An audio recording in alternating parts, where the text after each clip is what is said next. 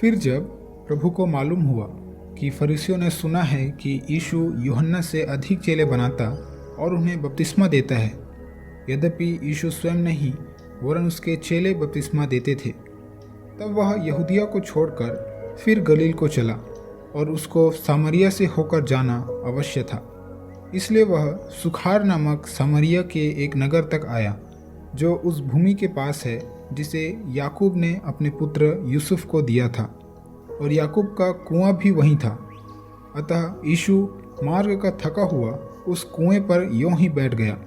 यह बात 6 घंटे के लगभग हुई। इतने में एक सामरी स्त्री जल भरने आई। यीशु ने उससे कहा, मुझे पानी पिला, क्योंकि उसके चेले तो नगर में भोजन मोल लेने गए थे। उस सामरी स्त्री ने उससे कहा, तू यहूदी होकर मुझ सामरी स्त्री से पानी क्यों मांगता है? क्योंकि यहूदी सामरियों के साथ किसी प्रकार का व्यवहार नहीं रखते। यीशु ने उत्तर दिया, यदि तू परमेश्वर के वरदान को जानती और यह भी जानती कि वह कौन है जो तुझसे कहता है मुझे पानी पिला, तो तू उससे मांगती और वह तुझे जीवन का जल देता।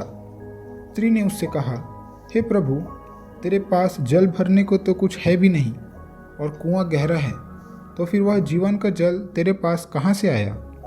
क्या तू हमारे पिता याकूब से बड़ा है, जिसने हमें यह कुआं दिया और आप ही अपनी संतान और अपने पशुओं समेत इसमें से पिया?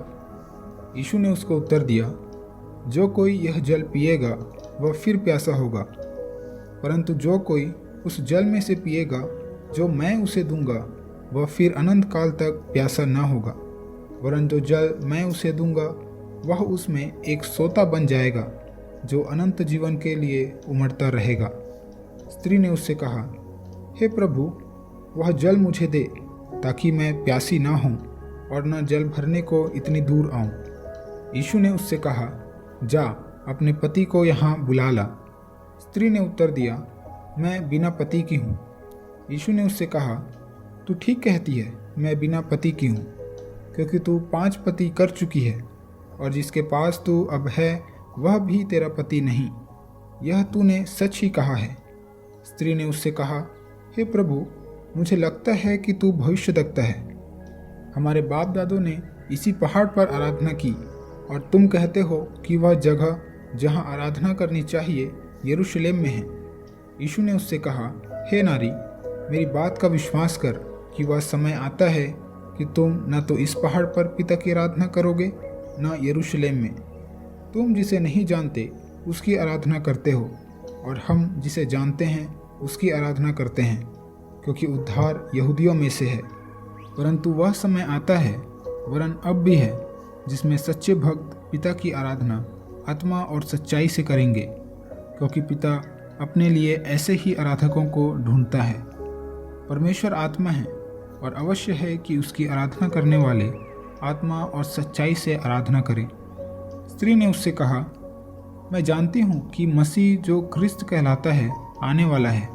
जब वह आएगा तो हमें सब बातें बता देगा। यीशु ने उससे कहा, मैं जो तुझसे बोल रहा हूँ वही हूँ।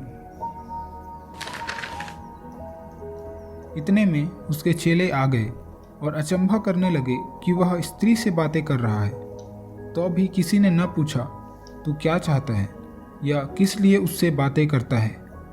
तब स्त्री अपना घड़ा छोड़कर नगर में चली गई और लोगों से कहने लगी, आओ, एक मनुष्य को देखो जिसने सब कुछ जो मैंने किया मुझे बता दिया।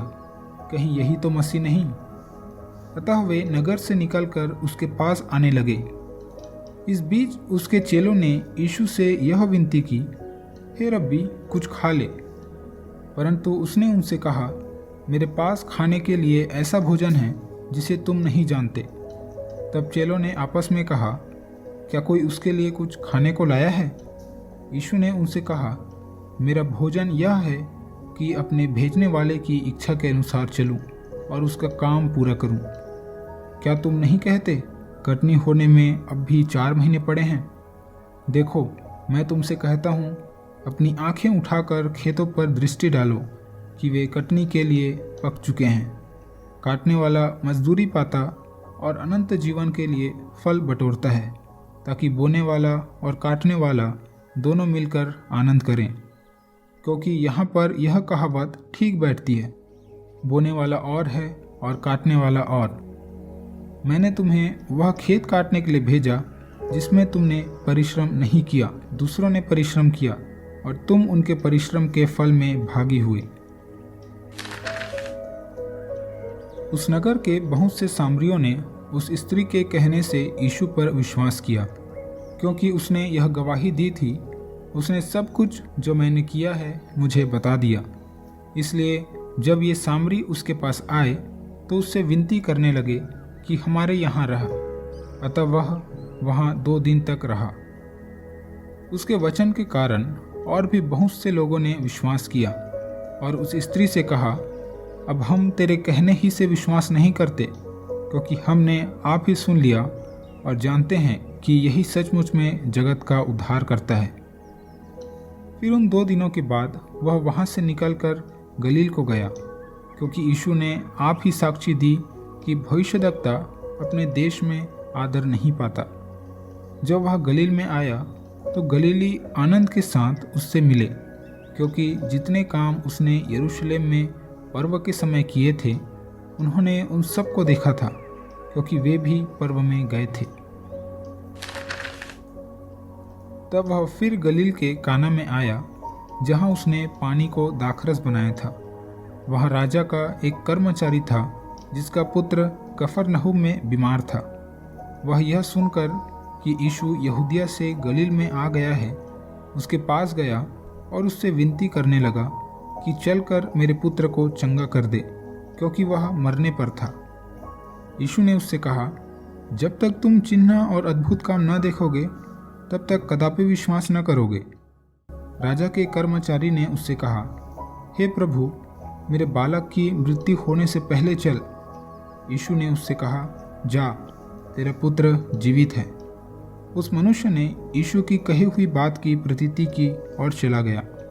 वह मार्ग में ही था कि उसके दास उससे आ मिले और कहने लगे, तेरा लड़का जीवित है। उसने उनसे पूछा, किस घड़ी वह अच्छा होने लगा? उन्होंने उससे कहा, कल 7वें घंटे में उसका ज्वर उतर गया। तब पिता जान गया कि यह उसी घड़ी हुआ जिस घड़ी यीशु ने उससे कहा, तेरा पुत्र जीवित है। और उसने और उसके सारे घराने ने विश्वास किया। यह दूसरा आश्चर्य कर्म था जो यीशु ने यहूदिया से गलील में आकर दिखाया।